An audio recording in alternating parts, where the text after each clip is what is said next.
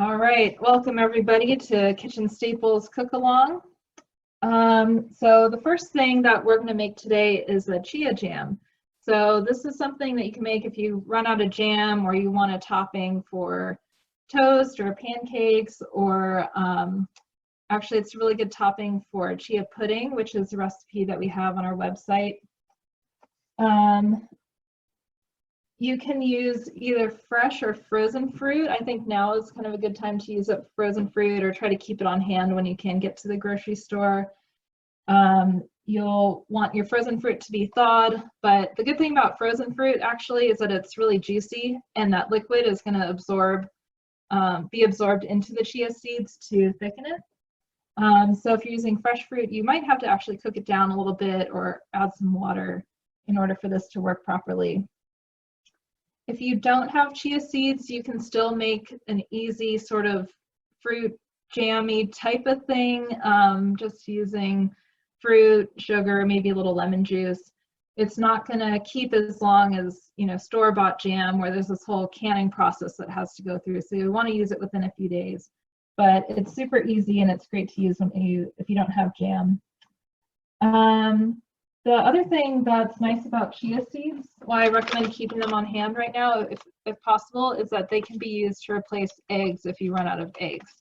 So, you can't make an omelet out of this or anything, but if you mix a tablespoon of chia seeds with 3 tablespoons of water, just let it set for a few minutes until it kind of gels up.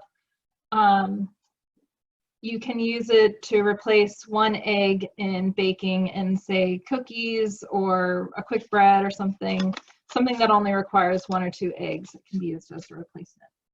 All right, so let's make this chia jam. So you're going to need a little bowl, like a medium bowl, some chia seeds, and the frozen berries, and then we're going to mash it up using just a fork. So open up your berries. Usually the kind of standard size that you'll find at the grocery store is 10 ounces. So that's why I use that measurement. So you'll see I have my berries in here. It's kind of dark and they're really juicy, so that's going to help absorb the chia seeds. You can also add a little bit of sweetener to taste. If you're using blueberries, they're not naturally super sweet, so in order for this to taste more like a jam, you're probably going to want a little bit of sweetener. I'm just going to use, I have some agave nectar, so I'm just going to kind of eyeball it and maybe do about a tablespoon. But you can also adjust this to taste. And then we're going to add our chia seeds. So we need 2 tablespoons of chia seeds.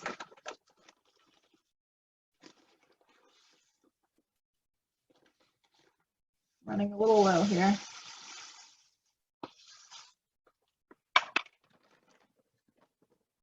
In addition to regular chia seeds, you can also find white chia seeds. Might be a little hard to find right now, but they're nice if you do like a strawberry chia jam or the chia pudding that I mentioned earlier. Once you mix it with the milk or almond milk or whatever milk alternative you want, it looks kind of silver and shiny rather than black and white, kind of like gravel. So it's a little more appealing if you can find it, but pretty much tastes the same. So what I'm doing now is I combine everything and I'm just mashing it up with a fork. So if you have a food processor, you could do this in there, or a blender. It doesn't have to be blueberries. You could use raspberries, you could use strawberries, you could use a mix of different berries, just whatever you have on hand. So it's going to take a little bit of work to mash it by hand, but I wanted to show you kind of an easy, no cook, no fancy equipment needed recipe. So it's just going to take a minute to mash everything up. If you don't have chia seeds or frozen berries, if you're skipping this recipe, you could use the next couple minutes to look at the grocery list and gather your other equipment. I'm not going to mash this a ton. I like it to be a little bit chunky to still have that texture. So it's not like a jelly, it's more like a thick, chunky jam. So other than the chia pudding, you could also put this on top of yogurt. You could put it on oatmeal. Like if you have plain yogurt and you want to flavor it, this is a nice way to add some fruit. It kind of adds some color too. Once you mix it together, it'll sort of look like a fruit blended yogurt.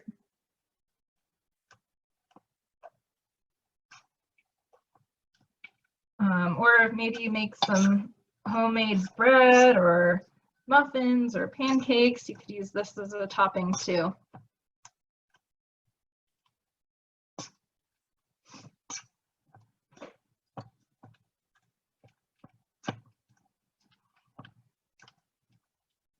All right, we're doing a little workout for our arms here.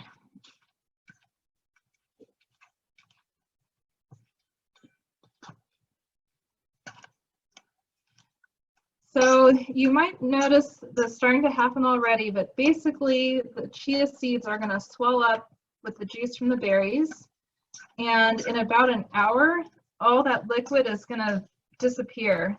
It's going to become like a gel, that's the reason why we're using these chia seeds. And that's why they work as an egg replacer, because they thicken up and they get really sticky. If you've ever eaten chia seeds, and you look in the mirror after, you'll really see how sticky they are. They're going to be stuck all over your teeth. So just keep that in mind if you're eating this and you actually are going to see other people.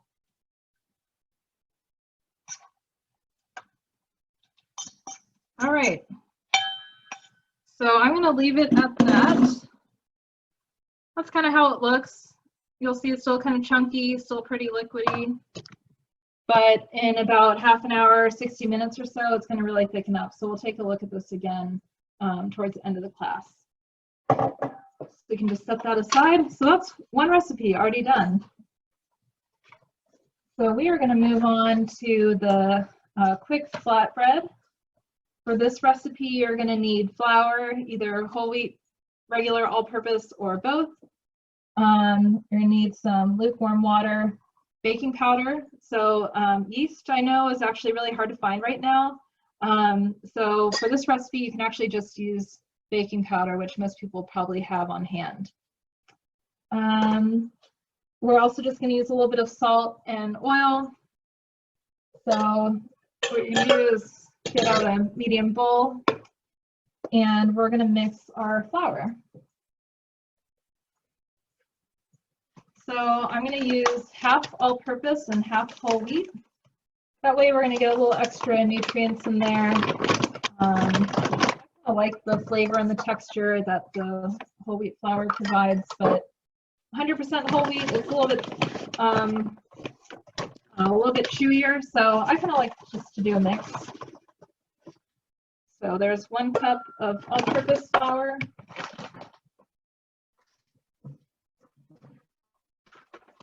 I actually went to the grocery store for the first time in almost 4 weeks yesterday.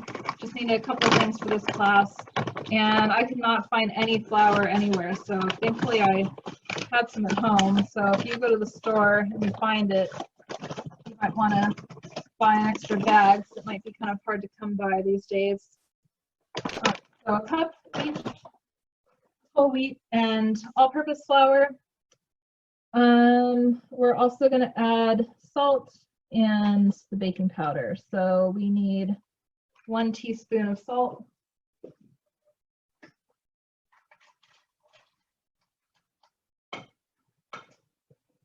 Sprinkle it in there. And we're going to use a whole tablespoon of baking powder, and that's where you're going to get all of the rising power for this recipe. Okay, tablespoon of baking powder.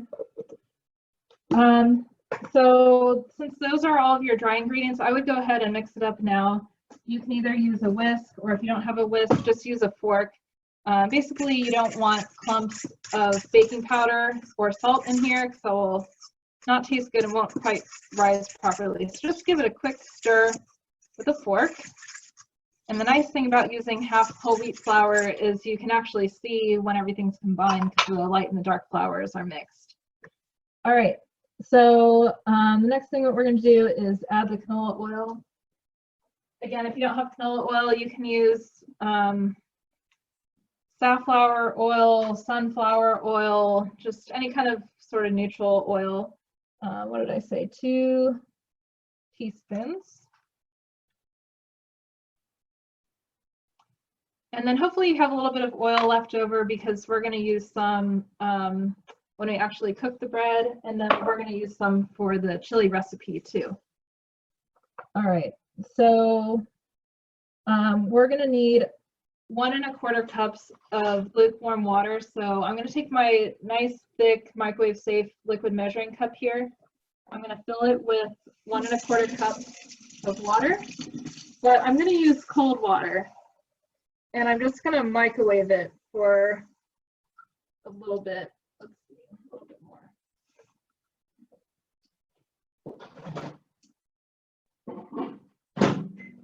We just need to be lukewarm. So the reason why I'm using cold water and heating it rather than just using hot water out of the tap is that generally with cooking you want to use cold water because hot water can sit in the pipes longer. And if you do have any lead in your pipes, then it's more likely to leach with the hot water. So hot water is totally fine and recommended for dishwashing, hand washing. But when you're cooking, you're actually going to consume the water. Try to always use the cold water out of your tap. Okay, so for this amount of water, I just heat it up for 30 seconds. It really depends on the strength of your microwave, but that should be fine just to get it lukewarm. Since we're not using yeast, I don't know if anybody's tried baking with yeast over the last few weeks, but the temperature of the water is a little more important because if it's too hot, it'll kill the yeast and it won't work. But since we're not using yeast, it's not quite as important. So don't add all the water yet. Add most of it, and then just add a little bit more as needed. So I'm going to leave about half a cup in there for now. And we're just going to mix it. I'm just still using the fork. Once it starts to combine, I'm going to switch to a rubber spatula, and we're going to use that to make sure we get all the dough out of here. All right, so you can see this is what it looks like with about 3/4 cup of water. So we're going to need a little bit more probably. But really depending on the type of flour you're using, you might need more or less water. So just do this based on how it appears. And what you want it to look like is kind of a tacky pizza dough, if you have ever seen that before. So once you start adding a little more water, just do a little bit at a time so you can keep an eye on it. You can always adjust this even later once you start kneading it. All right, so I have a little bit of water left, but this looks pretty good. And I happen to have this really cool marble slab here that's great for kneading stuff. So you're going to want to flour your surface a little bit. And if you're just using your counter, what I would do is just clean your counter really quick. All you really need is soap and water. What I usually do is just take my sponge, soap it up, wipe it down, and then rinse it off. Just make sure you dry out your section for kneading. If you happen to have a really big cutting board or something, you could use that too. So you'll want to flour your surface. So I'm just going to sprinkle this with flour. Sprinkle a little more. Okay, now we're going to take out our dough. You can kind of see how that looks there. Pretty sticky. And save your bowl, you're going to need that in a minute. And get a little bit of flour on your hands. And we're just going to knead it for a couple of minutes. Basically what kneading does is it helps develop the gluten structure. And gluten is basically what makes bread bread. So you see how this is kind of sticking to my hands a little bit? That means this is actually probably a little bit wet. So I'm going to add a little bit more flour to it and to my marble here. So if anybody has kids that are following along and participating, then this is something fun for them to do, is to actually do the kneading. It's fun for them to get their hands on some of this stuff. Okay, it's still a little bit sticky. Let me get a little bit more flour.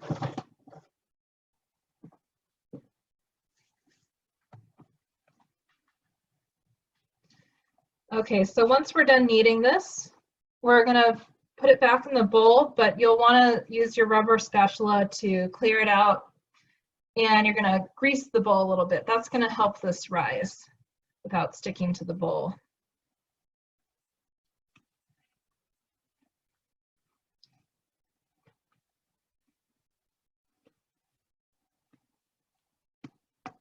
Yeah, so that's kind of how it should look. If you want to keep kneading it for a couple more minutes, then you can. But what I'm going to do is clean out my bowl. So I'm just going to kind of scrape this extra stuff out there. I can knead that in. And you're going to take your bowl and grab that oil again. Do a little drizzle. And since your hands are kind of already a mess anyway, just go ahead and use your hands. And just cover the bottom and the bottom of the sides of the bowl with a little bit of oil. And I'm going to give this a couple more kneads. All right, so there's our really quick and easy dough. Just plop it right in there. And we're going to set it aside for a little bit so that it can rise. All right, so let's start over with a nice clean surface here. So those are 2 recipes already on their way. The next one we're going to do is the chickpea blondies. So I want to include this recipe for a couple of reasons. One, I don't know about you, but I find baking to be really therapeutic during stressful times. So I know a lot of people are already out there baking. Another reason is that flour, like I mentioned, is kind of hard to find. Hopefully you do have some. We're able to make the bread with us, but instead of using flour, we're actually using beans for this recipe, which is something a little unusual. And a lot of people are stocking up on beans right now, or maybe you just happen to have a can of chickpeas laying around and you just didn't know what to do with it. So here's something kind of fun and funky you can do with those chickpeas or garbanzo beans. It's also not overly sweet. You can control the level of sweetness, and you also get some protein and fiber and some healthy fats from the chickpeas and the nut butter. So it's a little more nutritious. And I want to talk about baking soda versus baking powder. So to sum it up, baking soda is a base. Baking powder is basically baking soda plus some sort of acid. So if you're baking something that has acid in it, like buttermilk or brown sugar, then you can use baking soda. If you're baking something that doesn't have an acid in it, then you probably want to use baking powder. So this is why they can't necessarily be used interchangeably. To make this recipe flexible, I'm going to tell you which one to use depending on what kind of sweetener you're using. So since I have my agave here, I'm going to be using baking soda. Agave and honey both are acidic, so you want to use baking powder. However, maple syrup is more neutral, so you'll want to use the baking powder. So this is flexible depending on what you have. If you just have white sugar, that's pretty much neutral, I believe, so you'll probably want to use the baking powder. So we're going to be mixing this up in the food processor. If you don't have one, if you have like a high-powered blender, that will probably work, or you can maybe even mash up the chickpeas by hand if that's all you have. Okay, so you're gonna get your chickpeas. Actually, first you want to preheat your oven to 350. And then we're going to be using a can of chickpeas. If you don't have canned chickpeas and you have dried chickpeas that you cooked, or maybe you want to make this later and you have dried chickpeas, there's generally about 1 3/4 cup of beans in a can. Just want to measure that out. If you want, if you have unsalted chickpeas, which I do not, you can actually save this juice and you can make all kinds of crazy stuff with it. It's called aquafaba, and it whips up kind of like egg whites to make baked goods that require like a meringue. But if your chickpeas are salted, it probably wouldn't taste very good. So rinse them really well. We're gonna do a few things to try to get all the bean flavor out of this recipe. Okay, so add those to your food processor. Then we're also gonna add the peanut butter and our sweetener. So if you don't have peanut butter, you could use almond butter or cashew butter.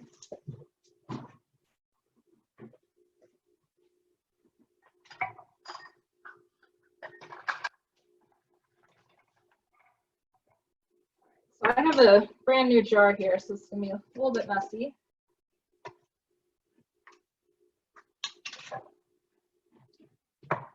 I'm gonna kind of give it a stir to incorporate the oil that's separated. But since I'm running this recipe through the food processor, I don't have to stir it up too much.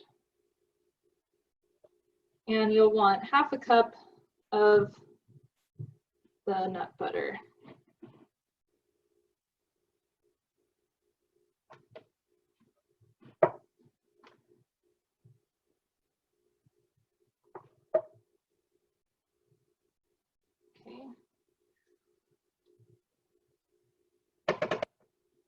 Add that in there.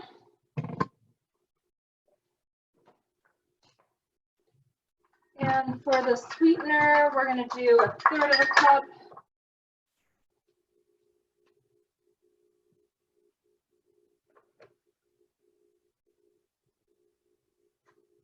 I'm just going to take the whole lid off.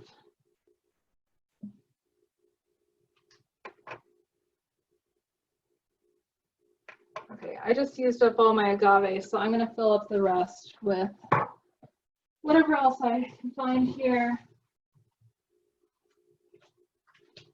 Actually have some, randomly I have this cane sugar syrup, so I think I'll just use that. I just need another couple of tablespoons. Okay.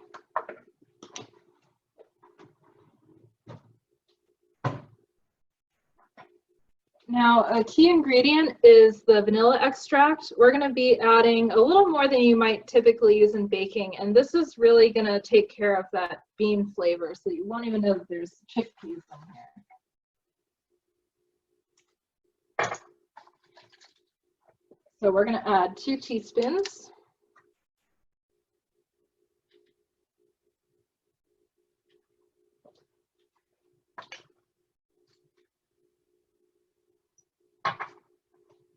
And now for the baking soda or the baking powder, so let's see, I used something with some acid in it, so I'm going to use the baking soda.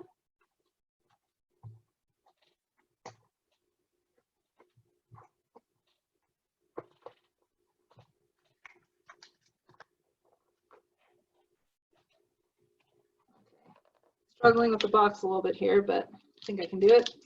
1/2 teaspoon of baking soda. It's a little messy. Let's do it like that. All right, there we go. And if you're not sure which one to use, it's not a huge deal. This recipe is going to be pretty dense. It's not going to rise a whole lot, so just you know, use what you can. All right. Okay, so now we can go ahead and blend it up until it's well combined. And it's going to be loud, so I'm going to mute myself for a few seconds.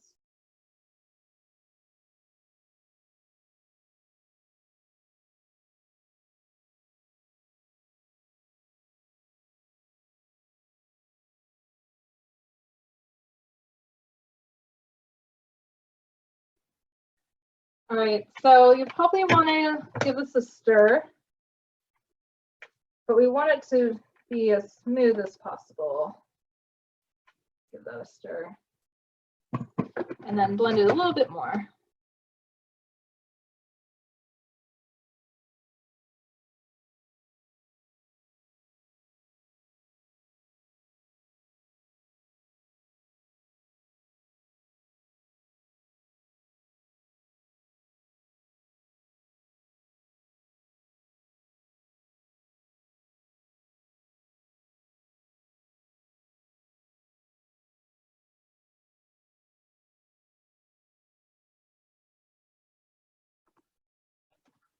All right. We got here. We have our mix. Kind of looks like a batter of some kind. So we're just going to add some chocolate chips to make these blondies. All right, so we need 1/3 of a cup of chocolate chips.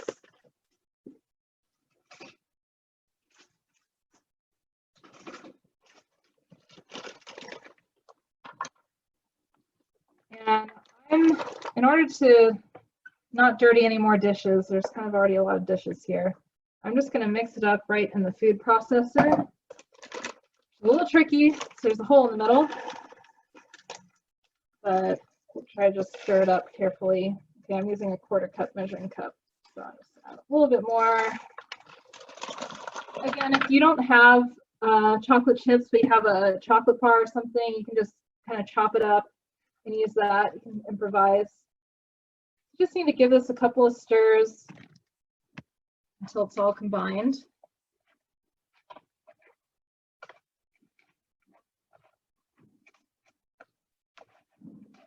And then if you want, you can taste test it here. So there's no raw eggs or raw flour. Believe it or not, one of the risks of eating raw cookie dough is not just the eggs, but it's the raw flour. Flour can be contaminated with different foodborne pathogens, so generally don't want to eat flour raw. All right, so I actually don't even have a square baking pan anymore. I used to have one and it cracked. So if you don't have one, if you have one, you can use it if you'd like. But if not, you can actually make little bite-sized cookies. So you'll want to line your pan with parchment paper. I actually have these cool reusable silicone baking mats that I'm going to use. I'm also going to use a cookie scoop.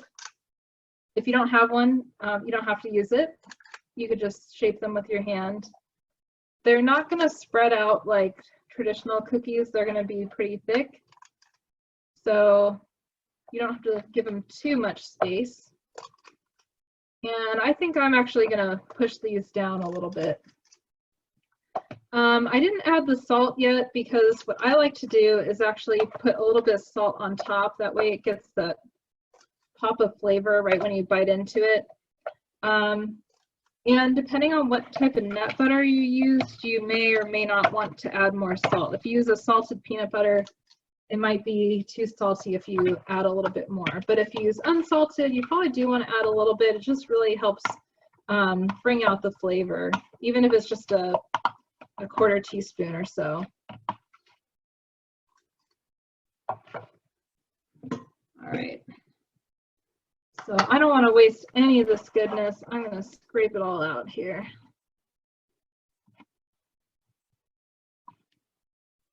How's everybody doing? Any questions or comments? All right. Good. So I might not have enough for one last one, but it'll just be a little mini one. All right, so we have our little chickpea bites here. My oven's not quite preheated, but in the interest of time, I'm just going to throw them in.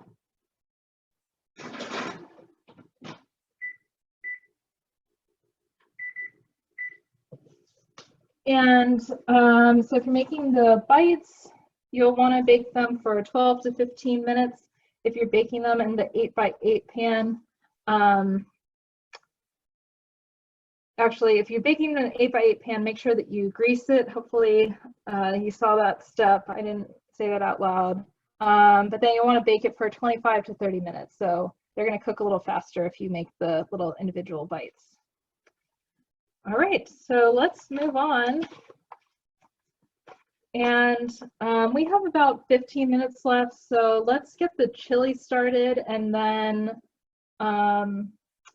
we'll make at least one flatbread from the dough that we made, and if we have time, we'll do the pickled onions. That's the recipe that kind of needs the least amount of explanation, so we'll do that one if we have time. Okay.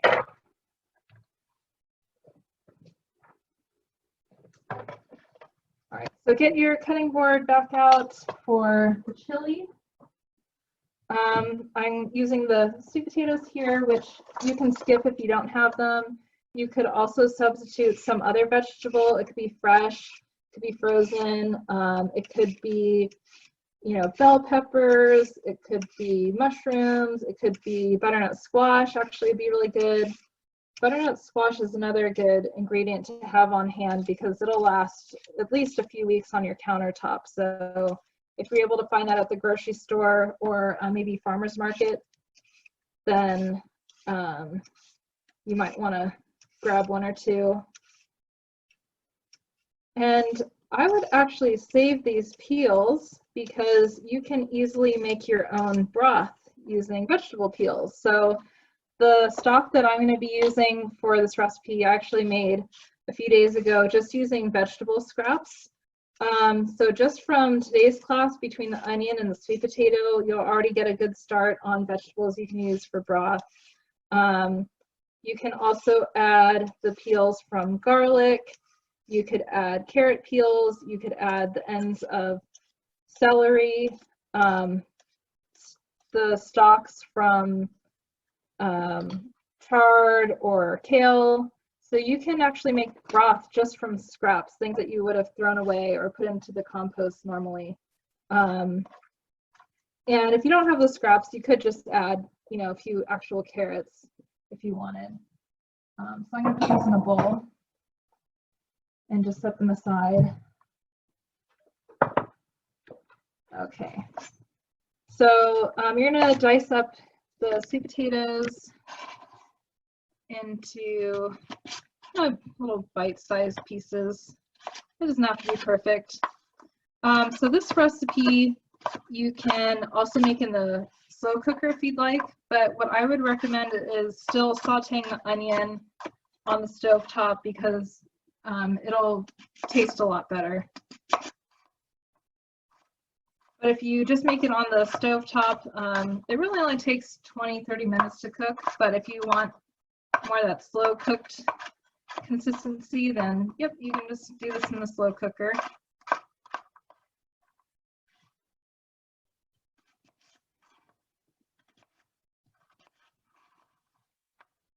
In order to get your sweet potatoes to last longer, you'll want to store them in a cool, dark place, not necessarily a refrigerator, that's probably a little too cold, but you know, pretty much just a cabinet. Same thing for potatoes. Something that I learned kind of the hard way is not to store onions near sweet potatoes and potatoes because they release a lot of ethylene and that makes them sprout faster.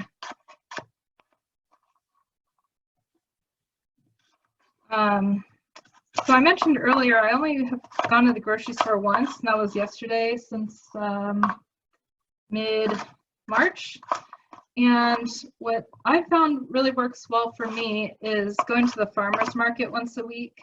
a lot of the farmers markets in the Bay Area are still open. And since they're outside, it's actually a little bit easier to keep your distance from other people. The one that I go to is nice because they actually, customers can't really touch anything. All the stands are blocked off with tape, and you just tell the employee what you want and they box it up for you. And then you just pay at the end. So I think a lot of the farmers markets are adapting to make it really safe. Another option that's really great is a community supported agriculture, where you can sign up for a share of a farm and have the produce either delivered right to your house, or there'll be a pickup location, which might be somebody's house. It could be, you know, a church or a school, and oftentimes it's a contactless pickup. So it's a great way to stock up on fresh fruit and vegetables, support local farms, good for the environment. They're nice fresh produce, so it's nice and nutritious, so kind of a win-win, especially right now. All right, so for this chili, we have our sweet potatoes ready to go. Also going to use onions. So I popped mine in the fridge for a little bit because when onions are cold, they actually release less of the gas that makes you cry. I really wanted to try to avoid crying in front of everybody, so I chilled my onion. Another thing you do is try to keep the root end more intact. That's where more of the ethylene or the gas that makes you cry is stored and concentrated. So again, if you want to make your own broth, these onion peels are really great to throw in there. They're going to give it a lot of flavor. So I'm going to set that aside with my sweet potato.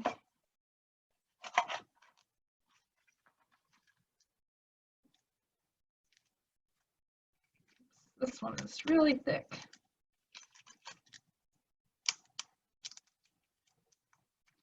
The thickest onion peel I've ever encountered. All right. A little bit harder when you leave the root end on, but there we go. Okay, so we're going to dice this up. So this is a root end here that I don't want to cut just quite yet. So I'm going to cut this way. I'm going to do my claw that I always talk about in these classes. Curling my fingertips in so I can't cut them, and then using my thumb at the back to guide it.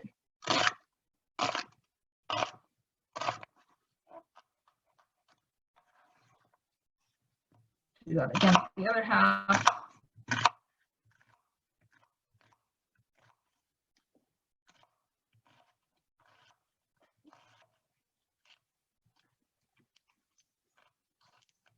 And then whatever you have left, if you have a little bit left here with the root end, you know, you could throw that in for your broth as well.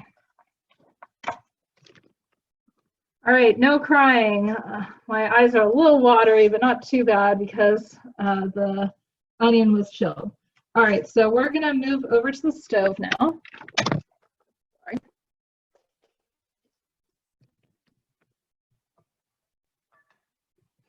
So I got my big stock pot here. I'm going to turn on the heat, medium high. And we're going to use a tablespoon of oil. I'm just going to eyeball it. And that bottle is done. Okay, so like I said, if you're doing this in the slow cooker, I would still saute. Sorry, that was the oven preheating. It's probably really loud. I would still saute the onions for the flavor. You probably don't need to use a big pot like this. Maybe just use, you know, a little skillet or something, since you're not going to be adding all the other ingredients. All right, so we're going to bring this up to medium heat. We're going to saute the onions, add a little salt and pepper, and cook them until they're translucent and soft. At that point, we'll add the sweet potato and the chili powder, let it cook a little bit. Then we're going to add the salsa and the broth. and then we'll add the beans once it's simmering. So I mentioned the homemade broth. This is some broth that I made a few days ago. I use pretty much nothing but vegetable scraps. So you can see what it looks like. In addition to the scraps, I did add a little bit of dried rosemary that I happen to have, as well as a couple of bay leaves to give it a little extra flavor. But you can also add other spices and herbs. You could add peppercorn, so you can customize the flavor however you want. And if you are cooking meat, like chicken, you can also add the scraps of that to make chicken broth. And apparently broth is really hard to find right now, so it's nice to be able to use something that you would have thrown away to make it, you know, a useful ingredient. All right. I think my pot is probably warm enough, so I'm going to add the onions.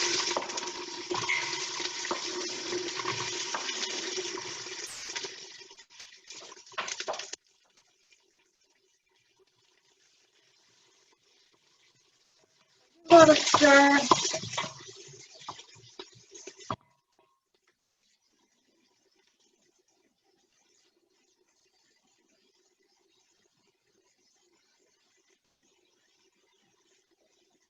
Add a little bit of fresh ground pepper.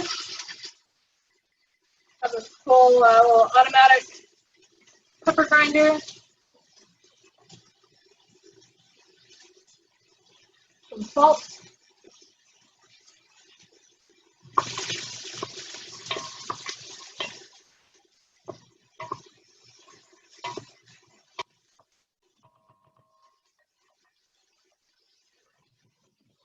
Okay, while that's starting to cook, we can go ahead and get our other ingredients ready.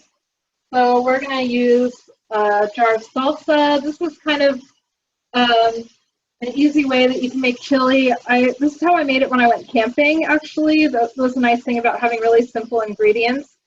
So if you don't have, you know, diced tomatoes, you can just use chili. It's going to give it some extra flavor. If you don't have salsa, you can just use diced tomatoes. So just work with whatever you have right now. And then I have this big jar of black beans. I'm only going to use half of it. So the chickpea blondies, they're starting to get a little brown on top, so let me take those out.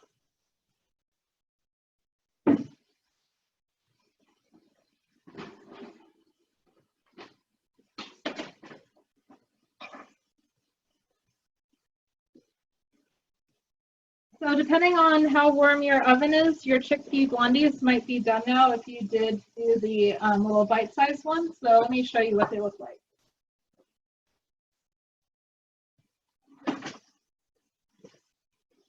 So there they are. If you like them a little more browned, you could leave them in a little longer. But again, since there's no raw ingredients, if you like them a little bit more gooey and moist, then you can take them out earlier and leave them. So just let them cool, and then you can taste test them. So we really actually just have a couple of minutes left. There's not really a whole lot that you need to see with the chili. Basically just dumping stuff in and stirring it. So let me just talk really quick about the quick pickles, since we don't have time to show that. Basically what you're going to do is mix vinegar and water to create the brine, and you'll want it to be a little bit warm. Onions are not like a super dense vegetable, so you don't actually need to cook them. You can just pour the warm brine over it and let it cool to room temperature and put it in the fridge, and it'll actually last a few weeks. So that's one of the simplest pickled vegetables you can do. You can use white onion or red onion.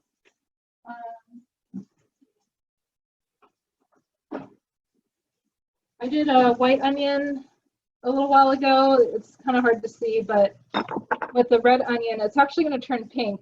Looks kind of cool. I threw in a few peppercorns, which you can do, or you can add other flavorings like bay leaf or mustard seeds or whatever you have on hand. And just think of it as a way to add some zing to whatever you're eating. So it could be for a salad, it could be tacos, it could be your avocado toast, could be eggs, whatever you want to just add like a little zingy flavor to. Let me check my onions real quick.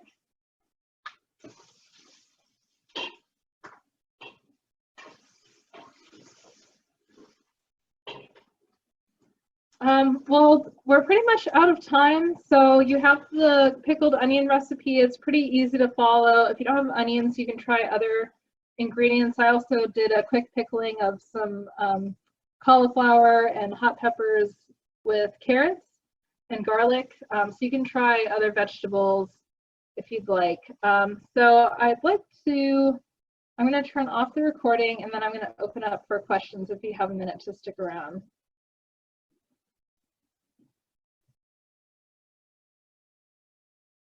Have softened. Okay, so we have our dough. If you made the full amount, it's enough to make about 6 flatbread. So what I usually like to do, and then estimate about 1/3.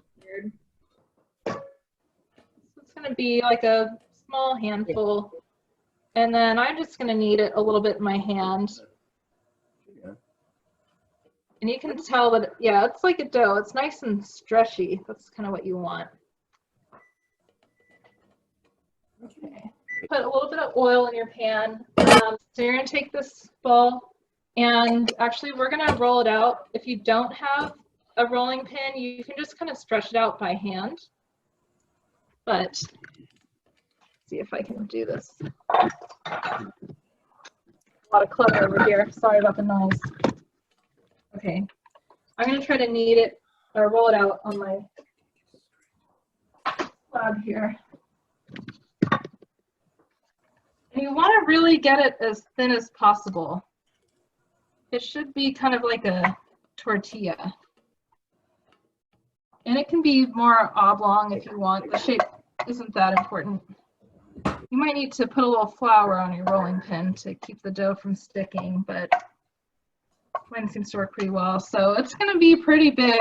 I usually roll it out about the width of my pan here. And you're going to see that this might start to bubble up a little bit.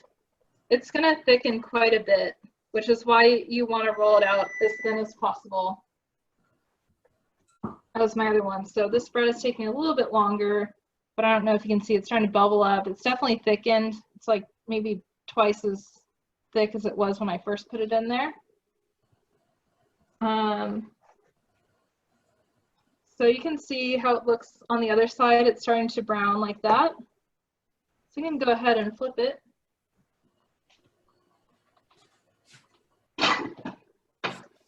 And I'm just going to put them on a plate when I'm done. And for storage, you can just keep these out for a day or two, cover them with a towel or something like that to prevent them from drying out, and then you'll have bread for a couple of days. You can see that's what it looks like on the other side. It's still a little pale, so I'm going to cook it a little bit longer, and then it will be ready.